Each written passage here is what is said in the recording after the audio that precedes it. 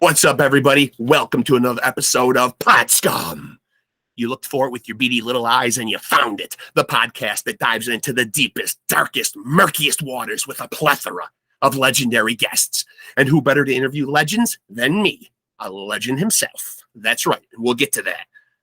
But I am your bastard of ceremonies, the number one scumbag himself, Rex Ruger. That's Rex with 3 X's. Don't get it twisted. You might also know me as a.k.a. the King of Sleaze, a.k.a. the Hair Metal High Priest, a.k.a. the man with the golden pipes and the velvet tongue. But most importantly, a.k.a. Diamond David Lee Roth Jr. Come on, give it up for the man. Give it up for the old man. The greatest frontman to ever do it. DNA testing is almost where we want it.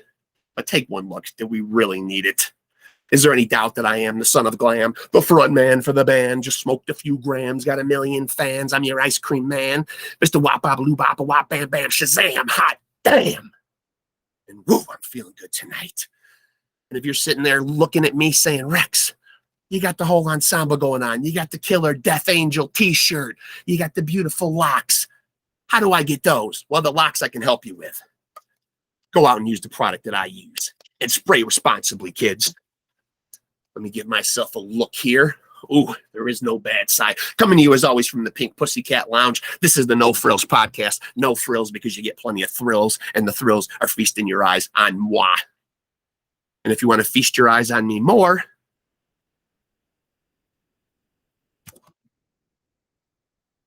that's where you get your thrills from. But you can always feast on me, as I'm being joined as always by my play-by-play guy, Mr. Keith Hernandez, number 17 in your program, number 1 in your hearts. He don't say much, but when he does, it's always poignant.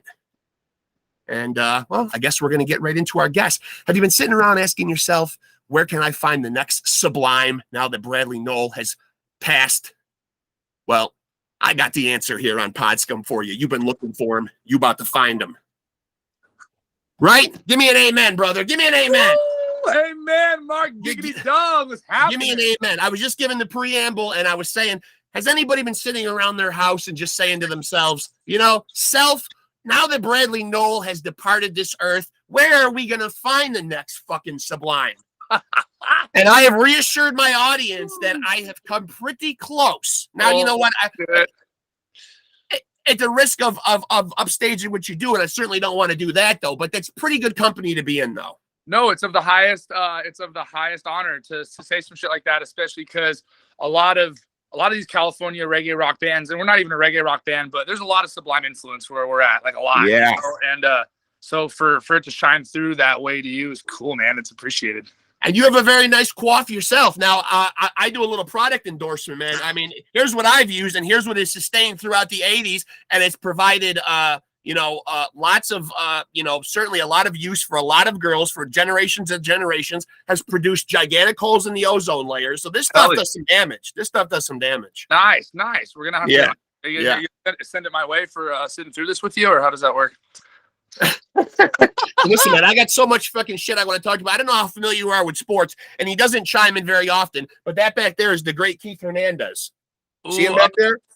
Yeah. Tony would kill me, but is he a Mets player? A Mexican? Yes. Yeah. Oh, are you kidding me? The great Keith Hernandez, first baseman extraordinaire, and from what I understand in his Cardinals days, he certainly liked the booger sugar too. Oh, dude, so that's all the rage back then. Do you blame me, guys? That's always cool. Yeah, that's always cool. Yeah, Tony, if you ever see this, you're gonna hate me, but no, I don't really know my shit too well like that. That's all right. I'm a little more well versed in other bullshit. I hope. Yeah. Maybe. Yeah. So of course we're already jumping in and shooting the shit like fucking like people are just saying their clues. This is Kayvan from the band Nowhere Special. Where you going? Nowhere Special. Where are we right now? Nowhere Special. Maybe Somewhere special. Maybe both. Who knows? And what you do in that band is some vocals, and as Paul Rudd so aptly put it, our great American poet Paul Rudd, you slap at the bass. Slap at the bass, I know, right? Yeah. I'm the low end and the backing vocal, and that's my role, man. So you are the guy that when Garth Brooks says having friends in low places, that's you. Low end. The lowest of places, actually. Yeah, the lowest of places. Yes, sir. Yes, sir. So as I mentioned at the top, a sound very reminiscent of Sublime. Now, me and you have talked, prior to doing this. So obviously, I know from talking to you, you're a big death metal guy. And certainly people that hear this, I think anyway, if they've got a good ear for music, will certainly hear the metal influences in the music. But explain to me a little bit like how we arrived at this giant melting pot of what I hear as reggae and punk and ska and alternative and metal. How did we arrive at this? Tell me about you. Tell me about the guys. How did we get to this? Good stuff, man. Okay, well, yeah, it's a lot. So without trying to ramble and keep it, I guess, semi-short, it starts at the humble beginnings. The 2/3 of my band, Sam and Eric, they used to play together in high school. And Sam did what he does now, writes songs, plays guitar, and does vocals. And our boy E-Dog, he put some crazy drums to it. And that was right around the time I was starting to pick up bass a little more seriously after high school. And I found them at a party, and I was like, you guys don't have a bass player? Let me in. So that's kind of where it started. Recorded an album with them. As far as I'm concerned, it's out there somewhere. Maybe it's not even out there somewhere, but yeah, it was interesting back then too. And listening back, it was good stuff. It's good stuff. But they introduced me to Tool. They introduced me to Lamb of God. They introduced me to, am I wearing it? They introduced me to Between the Buried and Me. So these are great friends. These are great friends who did the right thing. They saw a brother in trouble and they said, this guy needs to be introduced to extreme metal quickly. It was meant to be. Yeah, I was starting to bridge that gap. I was starting to listen to a little bit of like metalcore and like early 2000s, like metalcore and hardcore shit, kind of like starting to bridge the gap with metal. And E-Dog's like, it's a little gnarly, but check out this Dying Fetus. And I'm like, what the fuck? And it was now, for people out there that might recoil in horror sometimes because you don't know what demographic you're hitting, he wasn't really looking at a dying fetus. You know what I mean? For the kids out there that don't know or do know, Dying Fetus, very heavy death metal band. People might maybe wrinkle up their nose and say, that name is in poor taste, but hey, it's metal. That's what I thought. Yeah, at first I'm like, this is a little much. This is like, and even when I got into death metal, I'm like, this is still gnarly. But then when you go see Fetus live, there's just this powerhouse, groovy, super groovy, sick 3-piece that just blows the fucking doors off of everything. And that kind of shit is what opened my mind to metal, is because I didn't really give much of a fuck about it. Growing up, I liked System. I got really heavy into System around high school too, and Sublime around the same time, right? But the getting into that kind of extreme metal, it takes some bridges and some kind of lead-ins for most people, at least. Right. First, fuck is this noisy nonsense? But Between the Buried and Me, I mean, shit, dude. If you got any kind of musical ear and you don't hate metal, Between the Buried and Me is just like, that really blew me away. They got just the crazy part. And at the time, I could barely understand it. I had to listen to it 4 or 5 times to understand what the guitar was even trying to do. And by then, I had the catchy parts, and it just grabbed me in this whole other way where it inspired me to just step up my bass playing. Now, to backtrack a little bit, Eric and I, after we recorded that album, we wanted to keep going, and we were thinking about recruiting my friend, actually one of the most legendary vocalists of all time, Mr. Jeremy Scott from Logistic Slaughter, getting him on board because he was trying to do a band thing, and him and I were trying to kind of create a band. Actually, that was going to be called Species. Good times.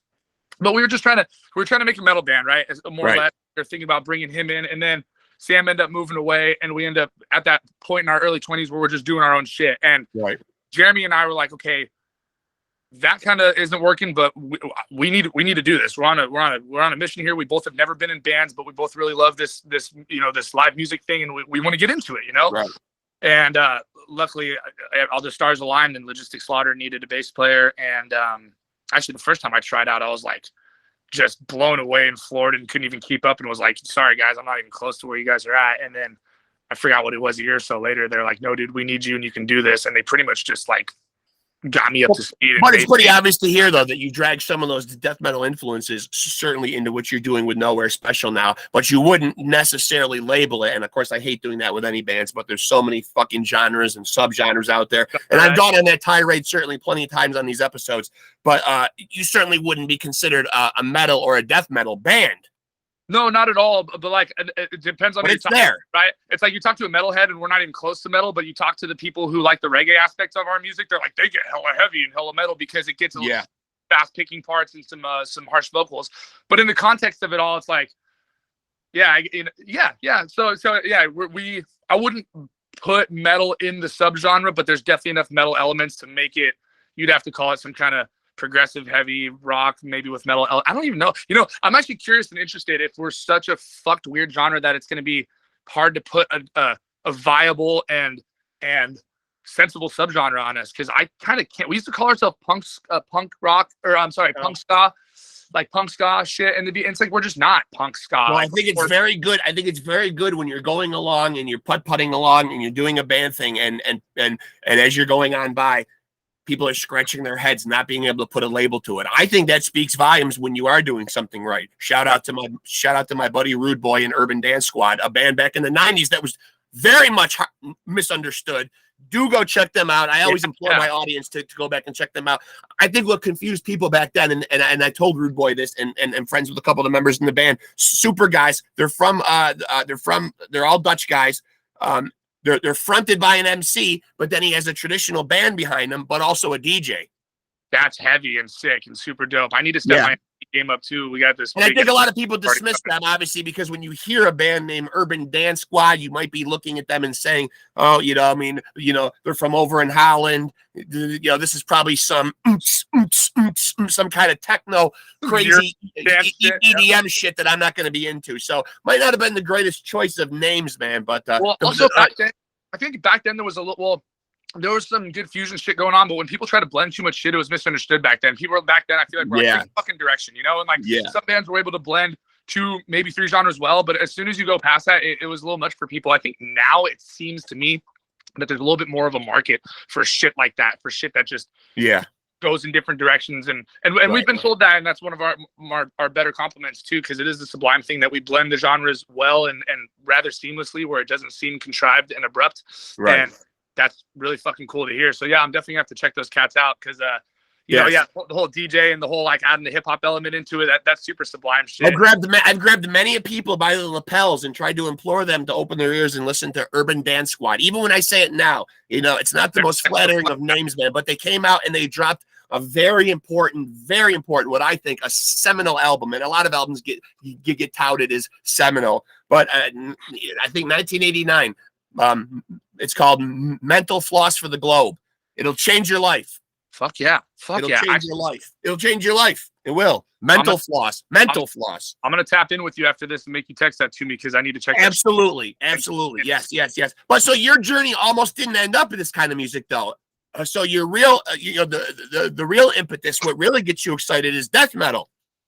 Well, it's for many years, it was so new to me that it grabbed me hard, and I've always loved, all the hip hop and all the rap and all the R&B and shit that I grew up on throughout that.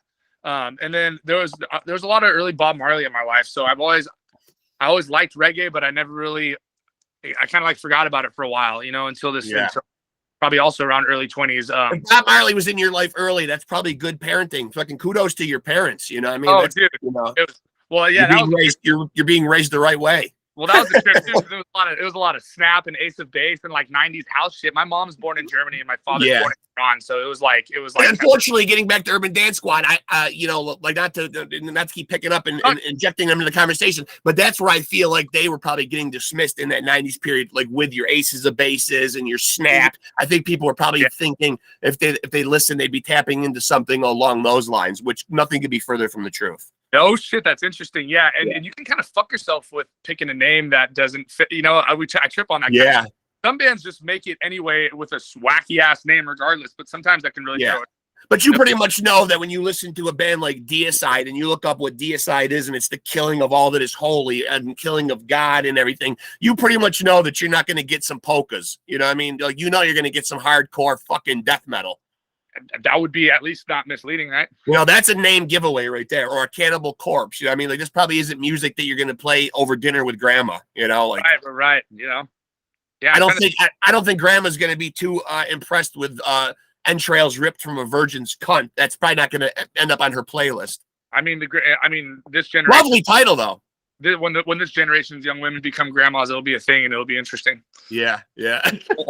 Old ass lady. Funeral, honey. I want you to play that Cannibal Corpse song that I love so much. Oh, broken glass. Back in my day, I really relation. They were real brutal.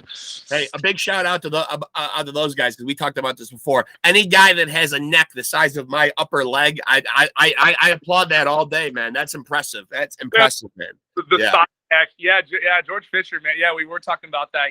I would not want to meet that guy's. I wouldn't want to meet his neck in a dark alley. it's just such a cool. Yeah, that was definitely something that drew me to the metal scene is fuckers like that, right? He's like such a sweetheart and a family man and all this good shit.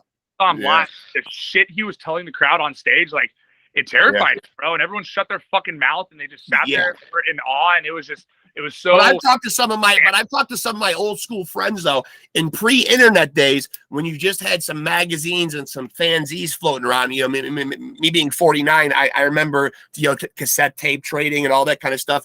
But back then when you couldn't look up every little farting piece of information about a band, you literally were scared of these death metal bands back in the day. They had a mystique to them where you just heard music. You might have seen some scary pictures inside of a gatefold, but you were terrified of these guys. You know what I mean? Like you couldn't just go and find out all these things and see pictures of them walking their kids in the park or go check out their Facebook and be like, oh, he's not so scary, you know?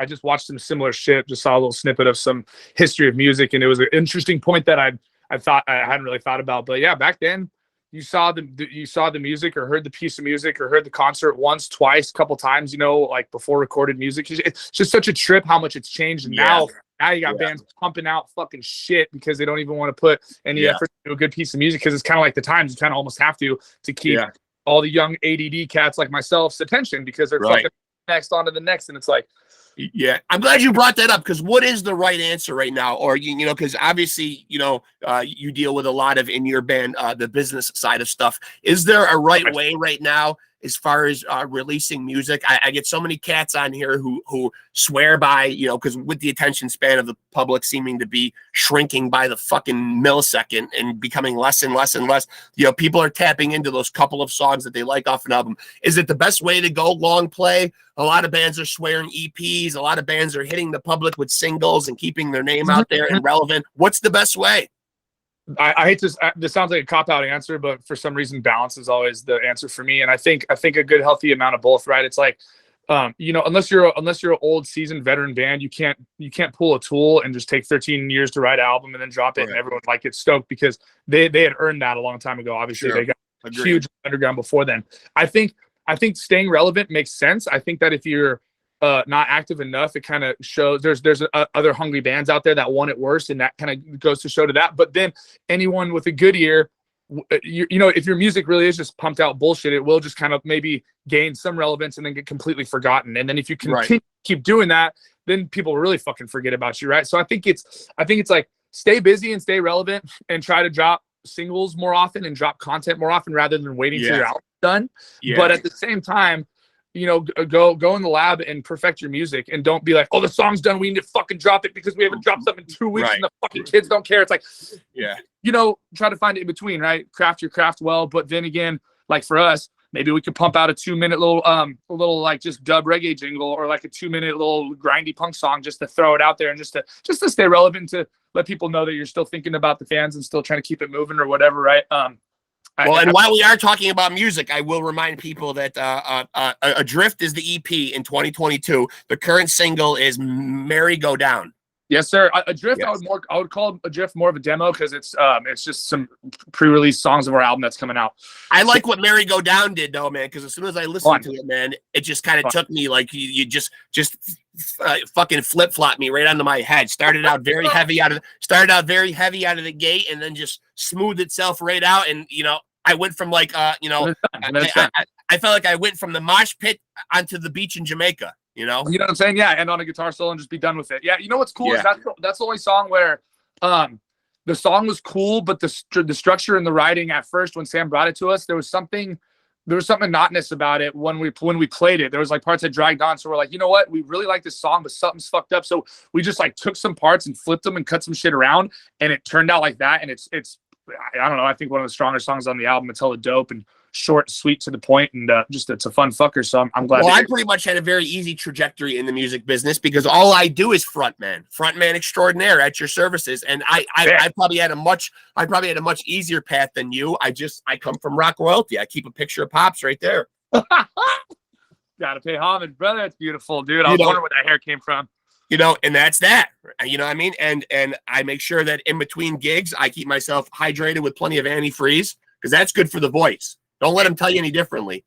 Antifreeze is cool. I was actually sipping water just to keep it cordial, but I'm sure your fan base don't mind, but I'm smoking a little bit of pot here, and I'm going to crack this beer in just a second. My fan base better not object to that, because I want those fans to immediately, and I know I panhandle for likes and subscriptions, but I don't want those people around. I mean, bro, if I don't give into the fucking rock star shit a little bit, what am I really doing? You know, You've got to enjoy the temptations and the trappings. I mean, I still, even though I've been married 24 years, will just once in a while just go and just do a line of blow off of a hooker's ass. Oh, dude, just to keep it alive, you gotta keep that shit going. Once in a while, I gotta keep my street cred a little bit.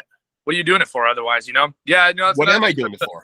That's another thing the metal scene and the good old boys taught me back in the day too. It's like, yeah, you know, try to focus on what I'm playing and not go too hard and go too crazy. And now it's like, no, it's just like I gotta like just leave it all out there and just absolutely get. I'll tell you where it's really at. I wish though, man, that I could just be like a songwriter, a sought after songwriter. Now I had a nice conversation the other day with on here with Jaron Johnston. Now he's a singer for another band that fuses two very cool worlds together. Country, which I'm usually not into, but they add a very Nirvana-esque fucking layer to it. He's in a band called the Cadillac 3. The fuck, that's wild. Is it kind of more? Is it like old country, or is it like modern country?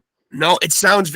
I hear like the really more like, to me it sounds more like a metal / alternative mixed with more like a southern rock rather than traditional country. Yeah. You know what I mean? Like almost like a metal band meets like the Allman Brothers or something. Yeah, that little classic. But I'll tell you what though.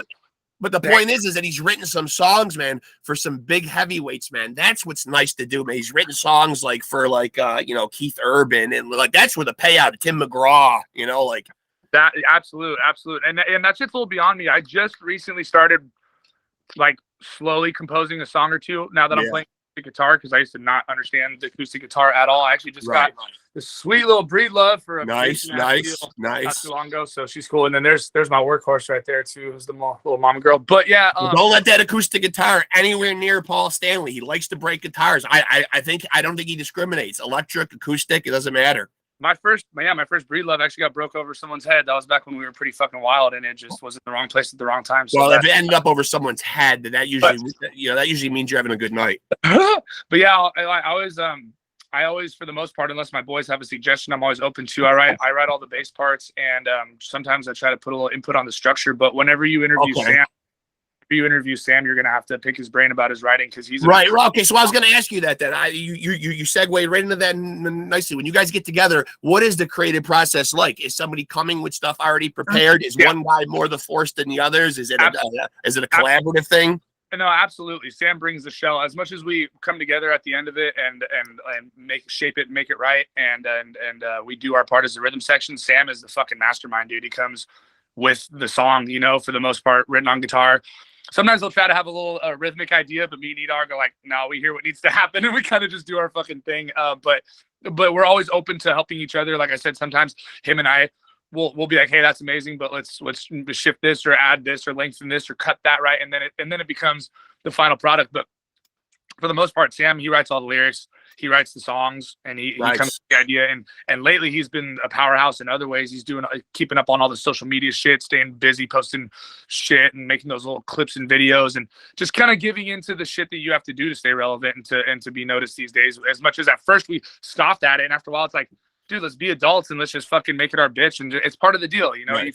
You get to know it, you figure it out, you try something new, and you add it to the roster, and it is what it is. It's not easy. I'll make sure I save him a spot in my webinar, because I plan on having some kind of a tutorial on really helping guys like bone up in their frontman skills. Cheers to that. Sam's the man. Yeah.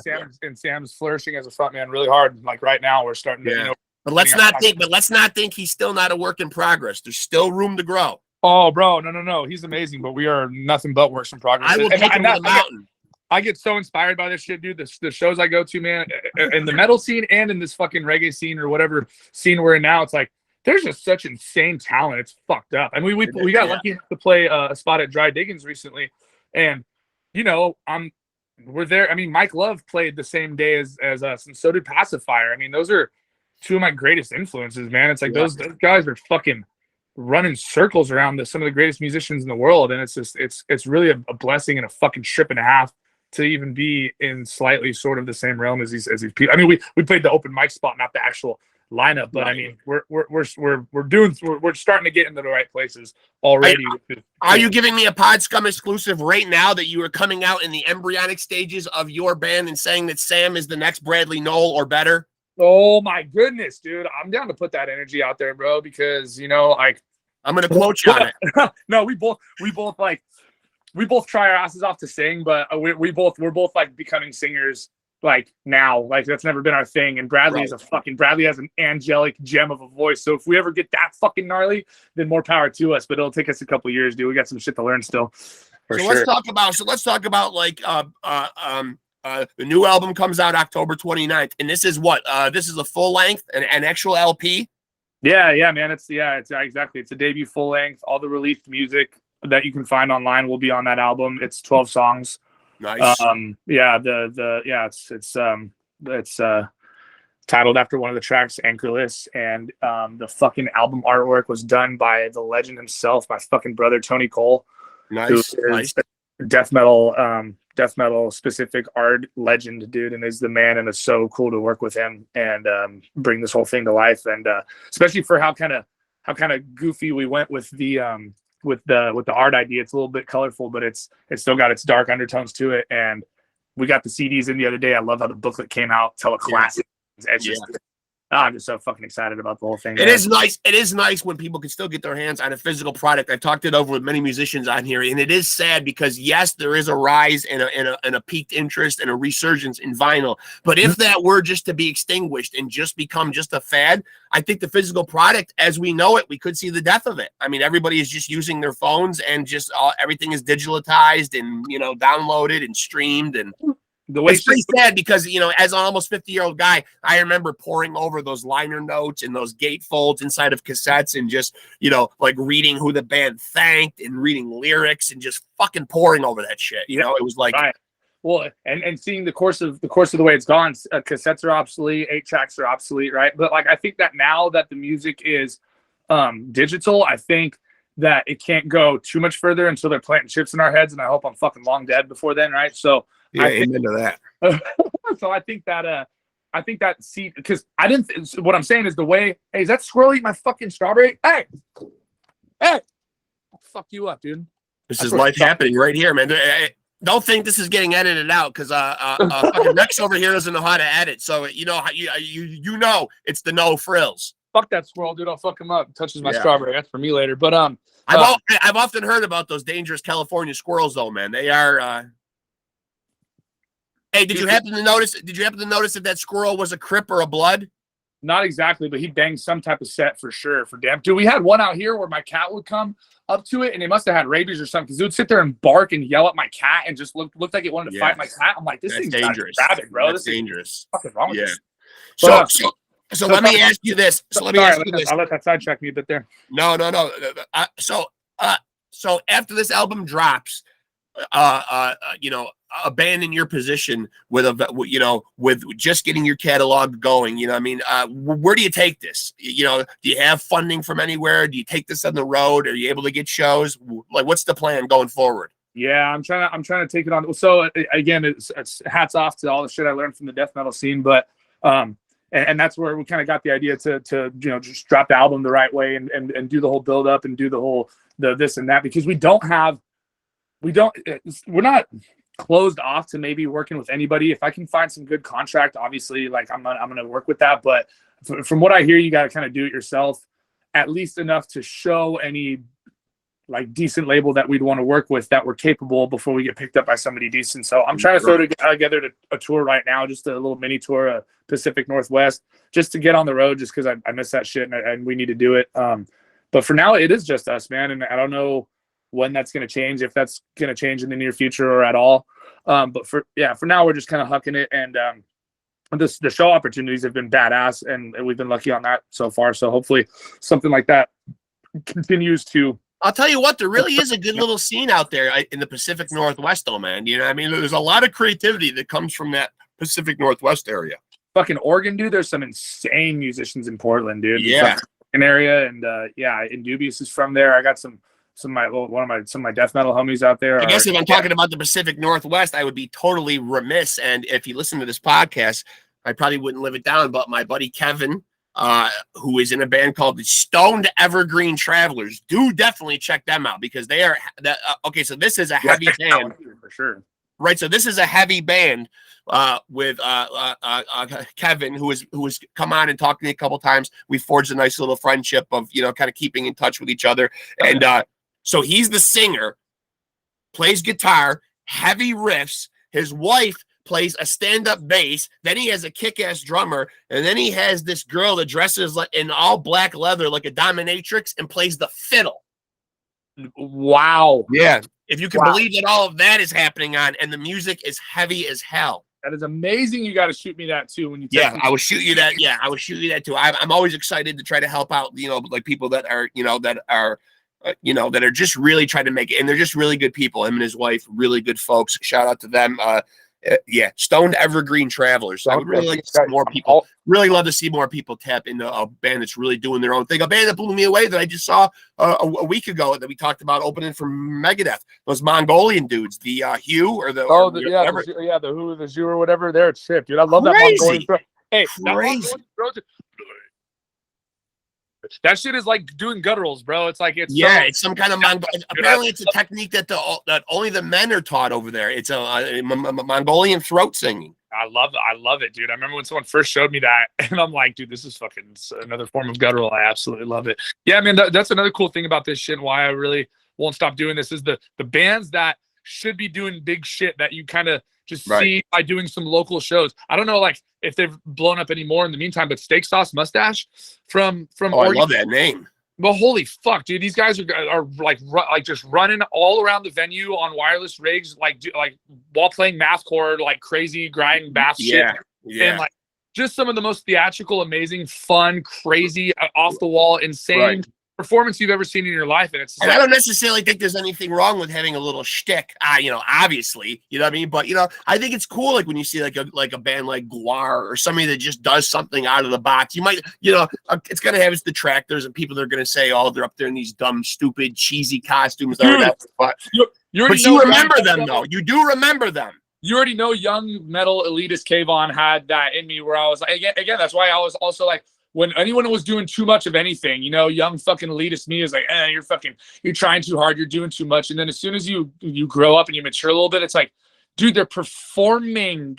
You don't sit there and try to look cool and be cool when you're performing. Perform, motherfucker. Put on a fucking show. Right. You're on the fucking stage for and I think that's why a lot of people give. I think that's why they give. And musicians have different opinions on here. But I have asked in light of how bad of a whipping that Vince Neil from on the stadium tour is taken, or Paul Stanley of Kiss for getting to a certain age and having to use backing vocals and tricks. But it's just like you said, you're coming to see a Kiss performance. You know what I mean? Yeah. You're not going to see the Kiss from 1977. They're not going to necessarily be able to hit all those notes. Probably try to find anybody that can replicate doing what they did, 40 years ago, the same as they do today. I hate when guys hate on that shit. You expect the old men, the old men are playing, and it's like, dude, it's badass. They're still touring. They're like, yeah, but they can't do it like they used to. I'm like, but then if he sings it live, though, fucking look at him. He's fucking 70. What do you mean you can't do it like you used to? But then if he sings it live and it's not up to up to John Q. Public's standards of sounding close enough to the album, then you're walking into the parking lot saying how bad Kiss sucks nowadays. So you know what I mean? It's a no-win. Kiss is trying to give you the best product that they possibly can. Gene Simmons needs more fucking money stuffed into that wallet of his, man. And, the farewell tour goes on. So, yeah, we need, and at the end of the day, we got to be more like Kiss and make this motherfucker a business. I should be selling action figures, dude. We need to step our merch game up. We got to fucking build the brand, man. Build the brand. That will come up. That will come up. Oddly enough, you segued into that very nicely. Where so obviously, it works out perfectly as we're talking about Gene Simmons, because and these are all picked randomly, but it is time to throw you into the furnace here. So we're gonna fire him off. We're gonna fire him off, buddy. Let's go. Fuck. Are you ready? I believe so. Ready as I'll ever be. Are you good and high enough? All right. Okay, you're in a boat, can only save one of these two people. Now, see, this is going to tug at your loyalties towards your genres of music. You can only save one: the Mighty Corpse Grinder or Bob Marley. Oh, God, Marley. Oh, that's nice. Save good old Uncle Bob. Yeah. Okay, black metal or the Black Eyed Peas? Oh, you said save? No. We're moved on now. So now you're just picking one of these: Black Metal or the Black Eyed Peas. Oh, Black Metal. Uh, Love the Peas, but Black Metal is fucking something else, dude. what do you think? What do you think is harder to get into? Gene Simmons' Wallet or a Michael Bolton album? Harder to get into. I don't like to see. I hate to keep it real. I hate to keep it real, but Gene Simmons' Wallet. You think that's probably harder to get into? Oh, certainly. Because I think given the right circumstance, well, I'll go back and correct them later, but I think under the right circumstances, a Michael Bolton album certainly has its time and place. You know what I mean? No, yeah, it's not for every moment. It can work wonders in possibly seducing a woman. Here's one you might know something about: being a front man and playing bass at the same time. Who does it better, Tom Araya of the legendary Slayer or Lemmy? You need a lifeline? I didn't study Motorhead. I didn't study Motorhead well enough to answer that, so I'm gonna have to say Special K of Nowhere Special. You fucker. Oh, good, nice and diplomatic. Good. The better catchphrase: Yabba Dabba Doo or Yippee Ki-Yay? Yabba Dabba Doo, because I'd be taking dabs. Now, I can't elaborate on this second one because I don't know what it means. But flock of seagulls or Waka Flocka Flame? I don't know what that is. Bro, flock of seagulls is fucking. And I ran. Yes, I remember the hair. Yes. I think, right? Is that who we're choosing? Is that who we're choosing? With the fucking crazy hair? Yeah. Absolutely. Okay. Whack ass fucking flock of flame, bro. As Halloween is around the corner, what's the more pointless Halloween decoration? Indian corn hanging on the door or gourds? What's a gourd? I think a gourd is like those things that are like a ball with like a handle. You know, they're orange sometimes and green. People stick them outside their house. That sounds cooler than the fucking Indian corn. Okay. It kind of does. Billy Idol or Billy Squire? Oh, that's a dumb fucking. Oh, okay, you finally tugged at him. This has been all right so far, but that's a tugger. But Billy Idol. Okay. If you're going out on Halloween, again, another Halloween question. What would you rather be armed with, eggs or shaving cream? Oh, eggs, dude. Yeah, you juvenile delinquent, right? Yeah, I guess that hits closer to home. Black crows or black keys? Fuck, another one I'm not well versed enough in, so I'm gonna go black keys. Okay. You've got to go see one of these. You got to purchase a ticket to one of these concerts, all with bands on each bill that are strictly confusing fucking letters. Okay. The first night you can either see AC/DC, DRI, REM, and BTO. You got all that? How about BTBAM? No. That's 4 bands on that bill. The other bill is you can see UB40, LFO, EMF, and NWA. Oh, that's fucking easy as fuck, dude. UB40 and NWA all goddamn day. I don't even know the other two or the other any of them, but yeah. Over the mighty AC/DC though, huh? Yeah, I love AC/DC, but I love NWA. Dude, I can like recite hella NWA songs, bro. That was like that. When I say I used to be in a rap, that's kind of shit I'm fucking talking Fair about. Enough. And I love UB40, dude. And of course, given the company that you're keeping right now, I always end all of them with the most pivotal question, and I will see it in your eyes if you're lying. The better Van Halen era, Roth or Hagar? Oh, that's another one. I hate that. God, people are gonna be disappointed. I don't know that shit well enough to answer that either. Roth, right? I mean, being as that you're probably talking to presumably David Lee Roth Jr., that's the one you should probably say, though, right? I mean, yeah, from what I remember when I was young, and my uncle was all into that shit, Roth.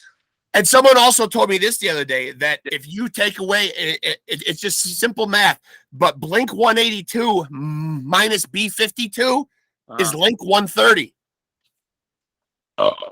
That's a fucking mathematical equation. Yeah, you'd be taking the B out of Blink and subtracting 52 from 182. Yeah. That should be a tribute album or some shit. Somebody randomly texted that to me and said, hey, do you know what Blink 182 minus B52 is?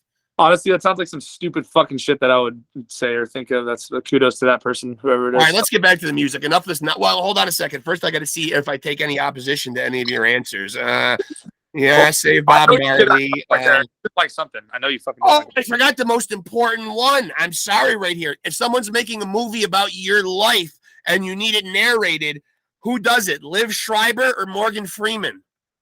Oh, Morgan Freeman, 100%. And then there was, oh, poor Andy Dufresne. I mean, that was kind of the obvious answer. I feel What like happened? You got turned sideways on me. Oh, someone's calling me, so I had to. Yeah. Oh, gotcha, I can decline this motherfucker. Okay, now we're back in. Boom, right? Back okay, now. so I'm interested now in getting your take on now that nonsense is over, and I would say you got a passing grade. I like the Billy Idol over Billy Squire. I would have went Flock of Seagulls too because I'm an old school guy. I don't even know what the fuck a Waka Flocka Flame even is. So another one of those wild fuck. I don't even know, some kind of rap. And you know what? I totally would. If it meant getting into a chick's pants, I would totally give a Michael Bolton album a chance. Not my cup of tea, but I mean, Yeah, no, same. I was like, not really, but yeah, that's kind of where my head was at with that. Just like our great American poet Bryan Adams always said, I would do anything for love, but I won't do that. What's your sword piece, dude? I like your sword piece. What is that?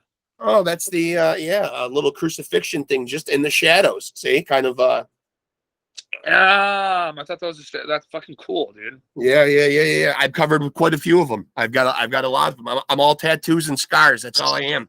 Yeah, I'm getting there finally. I don't have nothing on my arms, but I got shit everywhere else. But once I sleeve out, this Zelda sleeve's gonna have the Master Sword kind of down my arm like that. So after you get to a certain age, I start to think like, man, like now I've got enough aches and pains. Do I want to pay someone to give me some more pain? Because I mean, obviously there is a certain degree of tattoo pain, and I hate people that puff out their chest and have to say like, thank you. Oh, I walked right through it, but piece of cake. No. I got all the painful spots out of the way first, or so I told myself. So I got my feet done and my side done, and any dumbass who tells you shit doesn't hurt is a fucking piece of shit. Yeah, I mean, come on, man. Or I mean, to retract a little bit, women with their crazy high pain tolerance. I know some women who fall asleep getting tattooed. I know some women who have had fucking sexual arousal getting tattooed. So whatever the fuck their crazy ass. I'm not talking about that. I'm talking about any tough biker, fucking tough looking guy who's all tattooed, he'll tell you that shit hurts if he's honest, And I'll tell you flat out, the reason that we're not getting a lot from Keith Hernandez, the only thing he usually adds in back there, he's used to being a play-by-play guy in baseball, but he also likes the drink and the cocaine. But I figured since he's Latin American, I would at least put a bongo near him. I hope that doesn't sound like it's pretentious or in any way racist. Dude, that's a hot topic right now, man. But see, I don't know, man. I'm first generation American, and I talk a lot of shit, so I'm pretty hard to offend. Speaking of which, here's my African appropriation. Oh, nice. Yeah. I've got a nice set downstairs. Yeah, I like jamming on them, and I find that now I've got two small ones, but I've got them screwed into like a nice little stand, so I can stand there. And you know what? At the very least, it's a good little cardio exercise just to do it for a few minutes each day. I mean, I fucking love playing the djembe, and now that I'm getting my loop station set up, I'm actually gonna get what a lot of the percussionists have is like a little setup with a conga and like the djembe on there, maybe a set of bongos and some shit. I really want all that kind of stuff. It's fucking fun. It's a lot of fun. So let's plot the Nowhere Special world domination fucking takeover here. Now, where are we taking this, right? Like, where are we going to go with this? I want to see you guys on a tour. So are we calling out to all bands out there? If you're looking for the next, if you don't want to toot your own horn, I'm more than happy to toot it for you. So if bands are out there trying to find what I think it could very well be the next Sublime, and I hate making that comparison, but I feel like even though you guys are doing your own thing, I feel like a lot of people still yen for a band like Sublime. I do. Yeah, a classic three-piece. Yeah, it's all this reggae I'm listening to. I'm really like starting to gravitate towards keyboards and the element that it can bring to a band. But we love just being a fucking classic three-piece like that, especially being able to be a noisy one where we're loud enough. We don't need nobody else, Well, I also think it's important in this day and age where where people are still divided. Unfortunately, that was why I told Rude Boy in the aforementioned Urban Dance Squad to bring them up again.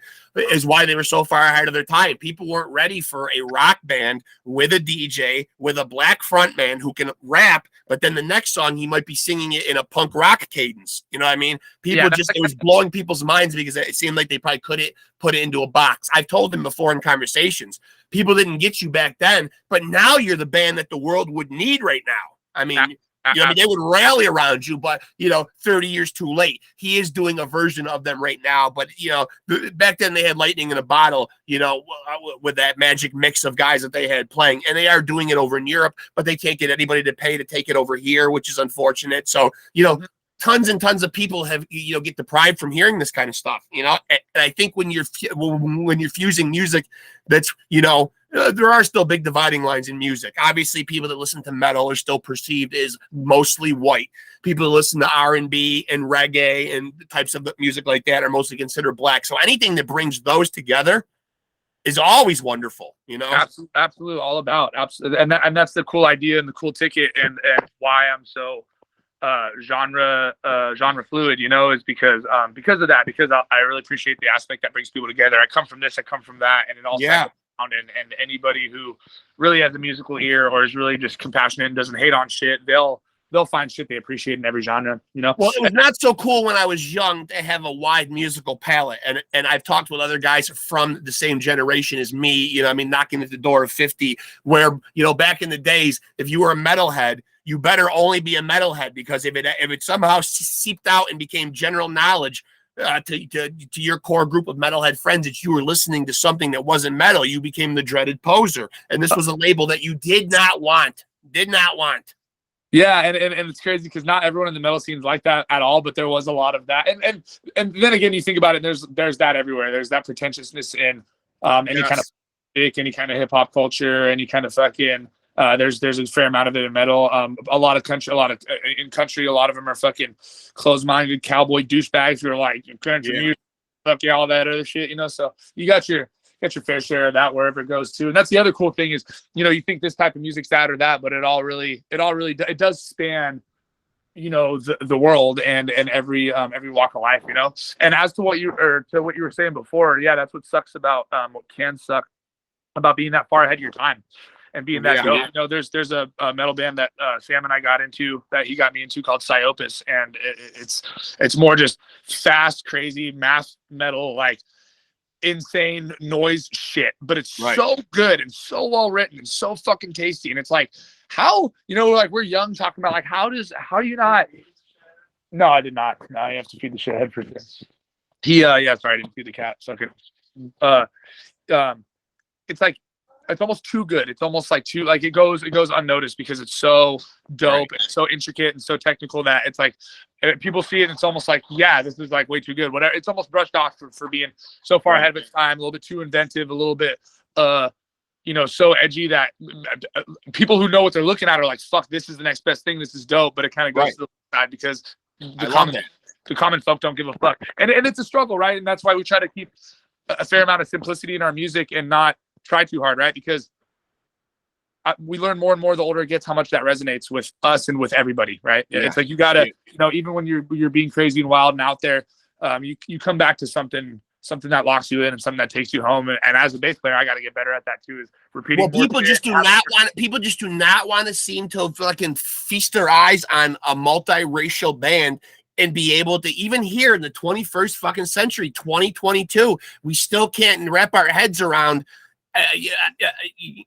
How can black people and white people commingle in a band and make some kind of a sound come out of it that isn't what you would expect? People just can't seem to, I don't understand like what it is, but I mean, it goes back to, there've been some of the greatest bands in the world have been multiracial. Sly and the Family Stone. I mean, Prince did it with a lot of his bands. I mean, obviously Prince on the Revolution, he had pretty much everybody else in the band was white.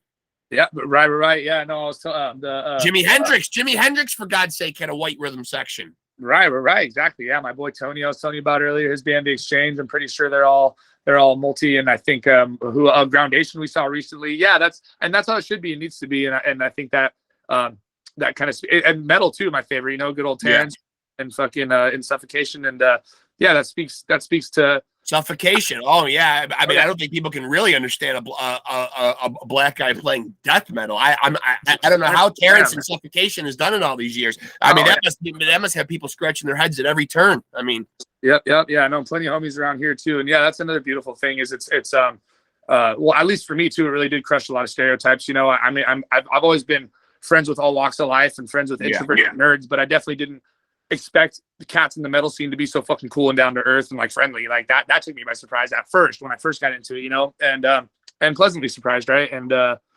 yeah, that's great scene.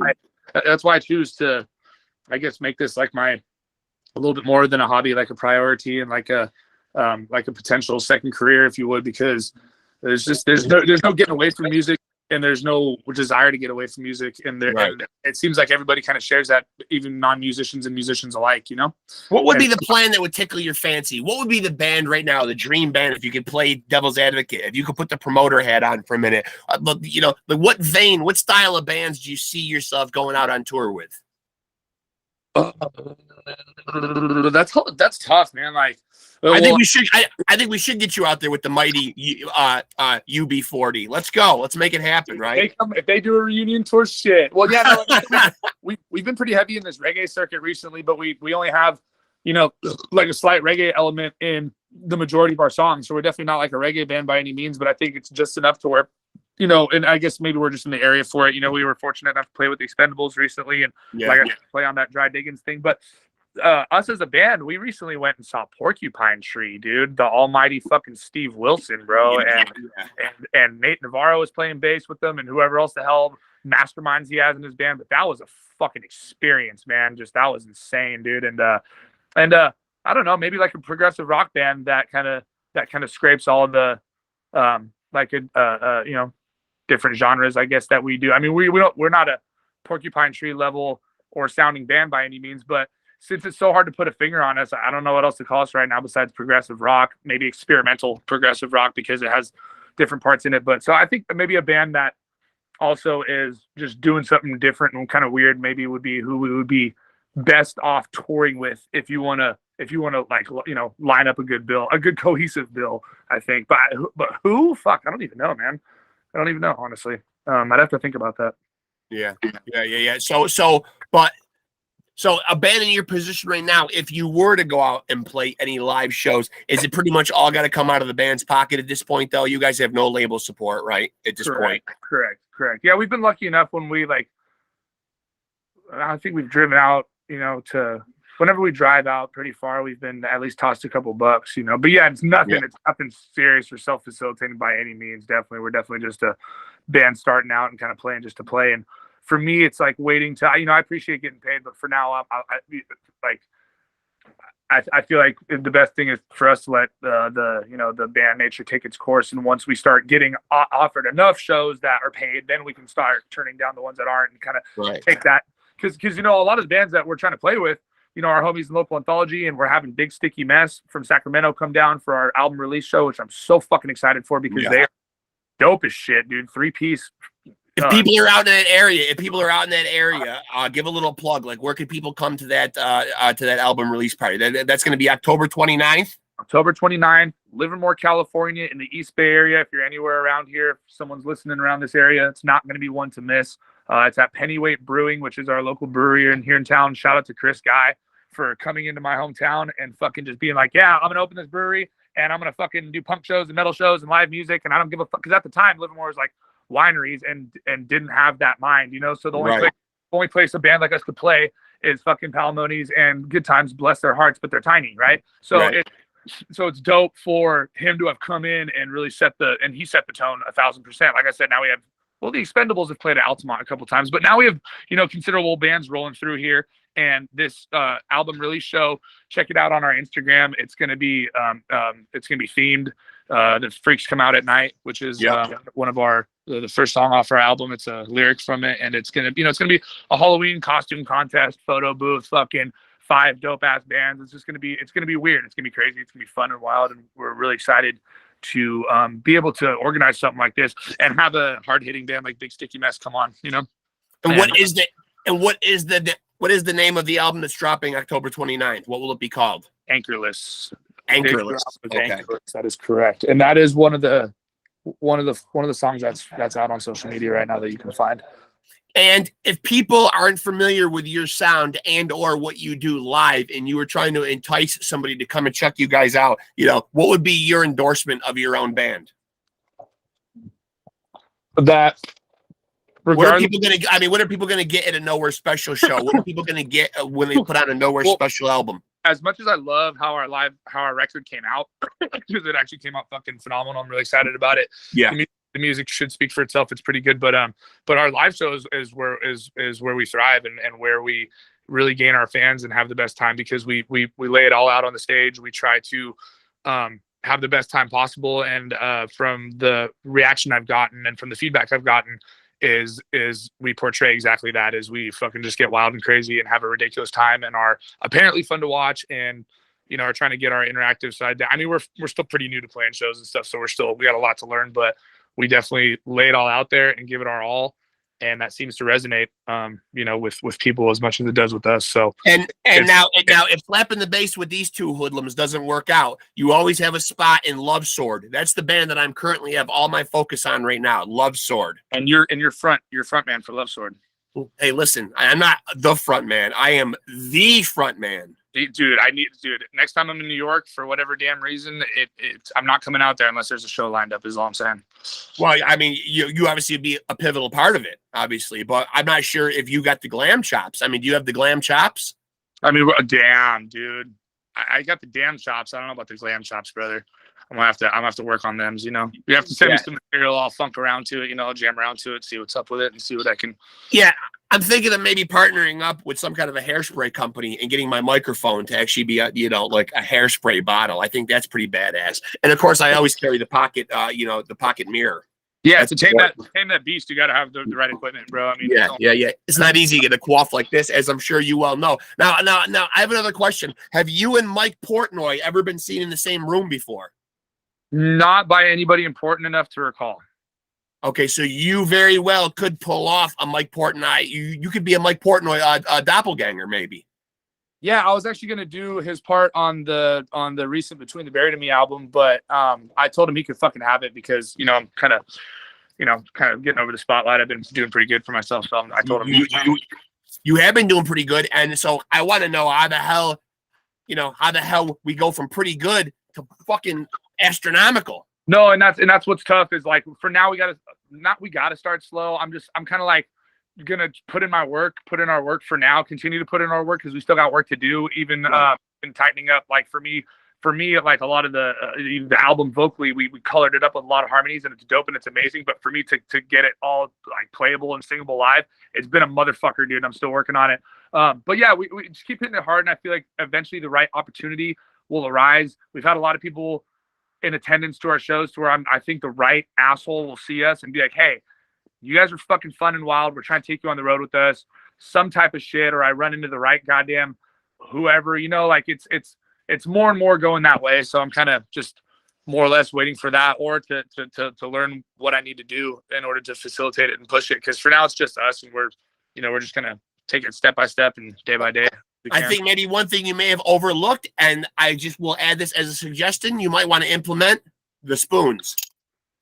Damn, dude. See, what was that fucking thing called? Like, not a vibro slap, but there's some crazy weird shit just like those spoons that we want to incorporate, and that we will incorporate as the album develops. Yeah. I don't play a lot of instruments, man, but the only one that I'd be receptive to, if we do collab, if you're not too difficult to work with, I will do the spoons, and maybe I would bust out a keytar.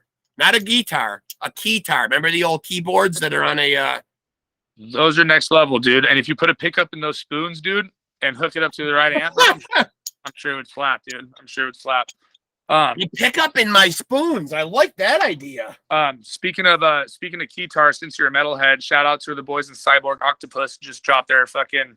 I can't remember what it's called right now, but holy shit, dude. And those are friends of yours? Oh yeah, good friends of mine, and they're some of the hardest hitting, gnarliest death metal cats around here in the Bay Area. Well, you obviously talked about your death metal influences, but we talked earlier today. Let's touch on right out of the gate though a little bit, just so people really get a full spectrum of where all the sounds in Nowhere Special come from. You started out though really big into hip hop, correct? Absolutely, yeah. Yeah. Who are some of the early hip hop guys that caught your ears? Oh man, like I said, it's NWA, Cool J, my parents used to listen to. For me, honestly, it was a lot of, at the time I was growing up, that fucking early 2000s, early Nellyville, and fucking when 50 Cent first hit the street and all that. It sounds like there was a lot of music in your house. Do you know if there was a song playing when you were conceived? And if your parents told you what song that might have been? The way they probably did tell me, and I probably fucking tuned it out at that age and point in my life. But yeah, there was a lot of really good reminiscent music. A lot of Prince. My father. Oh yeah. Right. Yeah. And, yeah, like I said, UB40 and Marley and shit like that. And Tupac. There's a lot of Pac, dude. There's a lot of Pac. I think that gives you a lot of street cred right there if you were conceived to a Tupac song. That wouldn't fucking surprise me, and no, and it wouldn't be a bad thing either. You know, No, I'm still looking for clues. I'm not putting it to bed until it's solved. And the stupid hoodlum bullshit's got to come from somewhere, so it'd make all the sense, you know. I mean, come on, man. We got to get to the bottom of these murders. It seems like nobody gave a shit. Like, these things have gone cold, right? Nobody gives a shit about this at all. I was watching something recently. I still trip on that shit. It's like two people were just. I mean, you know, in the case of Biggie too, 2 people were just absolutely murdered, and a few years go by, and now all of a sudden, there's just no one's worried about closure at all with these 2 global icons in the hip hop world. People are still getting fucking murdered, dude. You know, people may or may not like this, but you know, two of the great frontmen that passed recently, they didn't fucking kill themselves, dude. Yes, I do believe that too. I don't believe that too. Seconds, bro. I could go into that a little bit, but I'm not going to. But they didn't fucking kill themselves, dude. It's fucking right, dude. Just look into the shit a little bit, you know. Yeah, the majority of the people who I have spoken to or have seen interviews on really had a hard time with wrapping their head around somebody as seemingly rational and you know, unconvoluted in his thinking as Chris Cornell. And you know, I mean, like I don't know that guy. And I suppose anybody can suffer behind the scenes with anxiety or depression or whatever, but I feel like Chris Cornell, if he was going through something like that, you know, being the entertainer that we know him as, I feel he would have been very candid about that, and it would have been something that he would have been outspoken about and seen it as an opportunity to help other people. Precisely, bro. You're not wrong. I forgot I can actually talk to you about shit. I saw one of your interviews, and you were like just getting into there with this guy, and I was like, hell yeah, I like this guy. But yeah, what did it is when Cornell passed, I accepted it and I was sad. But then when Chester did it a month later on Cornell's birthday, when he had 6 kids of his own and was the godfather of Cornell's kid, I was like, hold the motherfucking phone. I was like, stop. And they were best friends, which is why he was Chris Jr.'s godfather. They were best friends. So he pretty much just like took Chris's death and just like completely wanted to just like overshadow it and say fuck that. Like none of it. If you really think about it, and you really like go do a little bit of research, none of that motherfucking shit makes any type of sense. And then you look a little bit further, and they're fucking talking about shit and trying to make documentaries and opening their mouth a little bit too much. And they were silenced like everybody else, bro. And I fucking call me a conspiracy theory all you want, but that kind of shit woke me up, dude, pretty quick. I was like, this is fucking scary shit right here, dude. And if you try to brush it off and everyone's just like, oh yeah, fucking how could you think any different? Just like dissenting. It's like, dude, you guys are crazy. Well, when you've got people very close to him and who really know him inside as a human and like, you know, I mean, supposedly they're all like, fuck no. I mean, people were all like, wow, didn't see that coming at all. You know, I mean, a lot of guys like you do know. I mean, you know, like obviously, like you know that somebody like Kurt Cobain or somebody like Lane Staley from Alice in Chains, you know, obviously those guys battled heroin addiction and they buried, you know, they had some big crosses to bear. So when one of those guys ends up dead, you're not really you're sad, but you're not super surprised. Yeah, you don't question it in that way either. It's just a tragic thing. Yeah, it happened to Bradley. It happened to fucking Bradley. Dude, it happened to supposedly Kurt and as well as Bradley. Lane has become one of our greater influences. I remember Nirvana was actually another band. I forgot to mention one of the earlier bands before I really liked rock or metal that actually grabbed my attention. I'm like, oh, this is actually pretty dope, right? And then I remember when I was getting into them, someone's like, oh, you just got into Nirvana. Alice in Chains is like a better Nirvana. You need to listen to them. And that didn't resonate with me until probably like 4 or 5 years later when I was like 20. Yeah.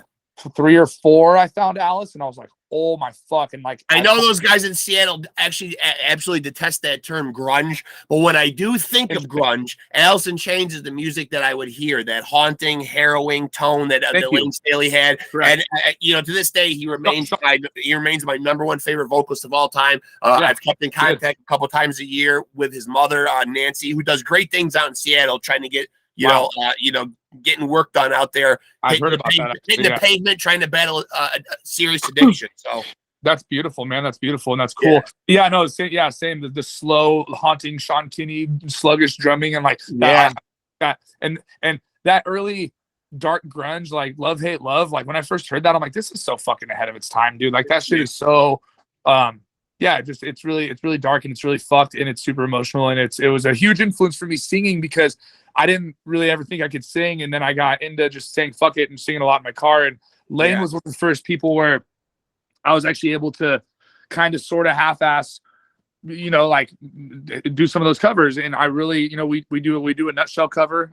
We actually played it the other day, Half Step Up, because we play in E, and it feels really good to send that song. We've done it one time, and the whole crowd was fucking singing it and going crazy. And it was it's really magical to be able to share, to extend that type of shit with people, especially when Alice in Chains, you think Them Bones maybe, but you think Rooster, and you think what's the other one? That whole Dirt album is just a masterpiece. Yeah, Man in Box and Rooster are amazing, but that's all everyone knows. But when you actually dig into it, it's like, holy fucking shit, this shit is deep, So it's cool to be able to share that with people. And extremely deep, and I feel like criminally underrated in that pantheon of bands that came out of Seattle. I always feel like they never get mentioned up there like where they should be.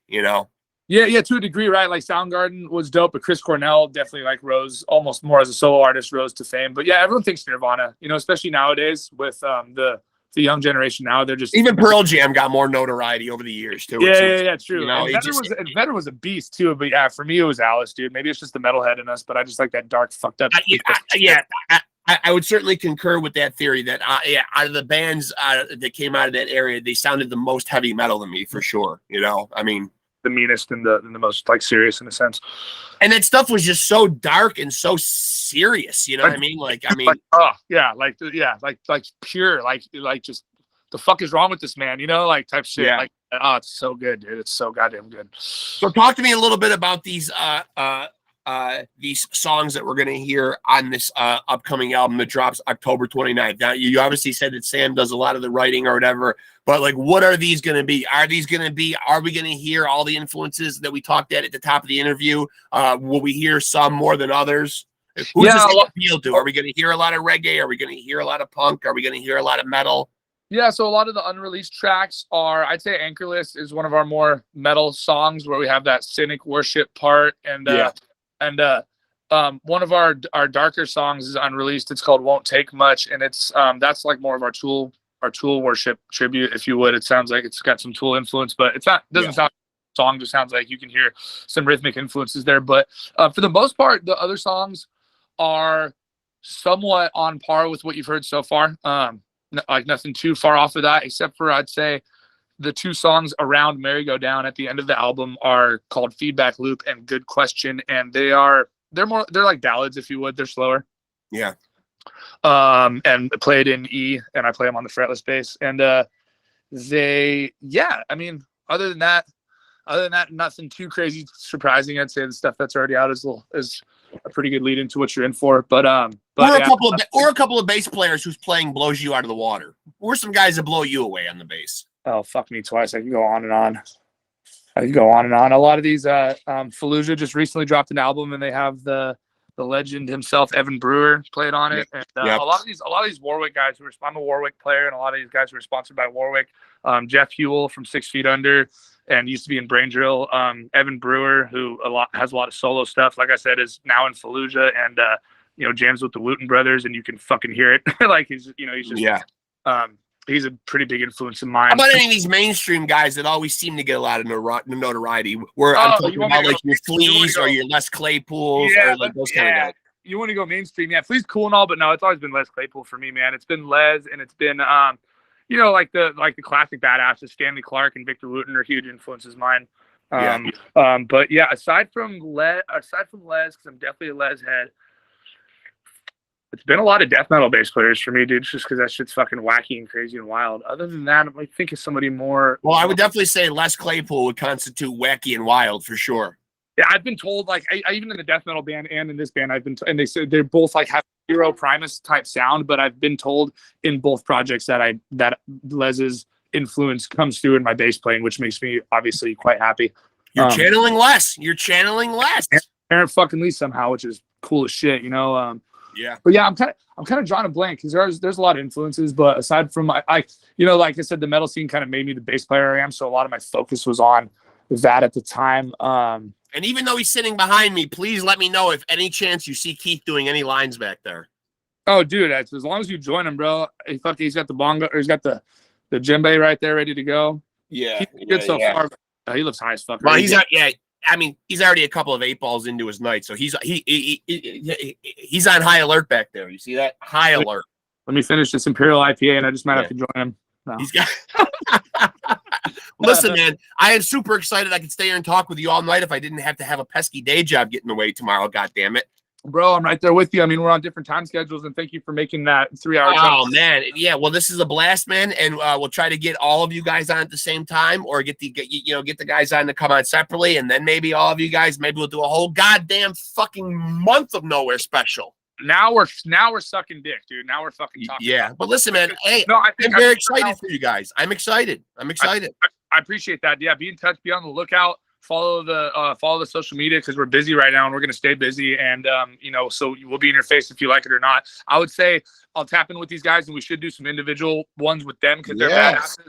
Yeah. This, and then we should come back around and just be in touch and all these good things. And I guess when I was talking to you about doing a group one, I guess I was thinking of you guys all being in the same room. But technically, if we coincided the time, with this Google Meet app, the platform that I used to do the show, you can accommodate up to, it's meant for like webinars, so 40 people could come into like a chat like this. Shit, I didn't even think about that. So I can literally have like, and the thing that's cool is that the thing that's cool is the two of us can see each other now. But the thing I like about Google Meet is when I put this up on YouTube, it won't be a split screen. It'll focus on whoever is talking at the time. So it's kind of it'll toggle. It's kind of a nice back and forth where it toggles back and forth. Yeah, and I do like that approach a little more. But okay. Well, listen, Kayvan, you're doing your thing, man. You're off and running.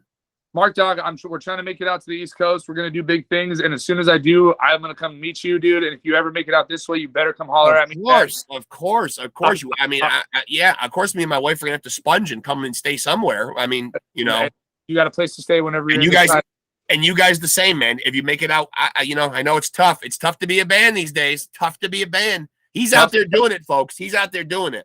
Tough as shit, but fun and worth it. You will see Nowhere Special around, especially because of guys like Mark helping us out. I'm trying, man. I'm trying. I love you and your whole thing right here, man. And I love you too, brother. Dude, much appreciated. I'll talk to you soon, man. Keep in touch. I hope, my friend. Soon, I hope. Yeah, absolutely, brother. Have a good night. Later. Later.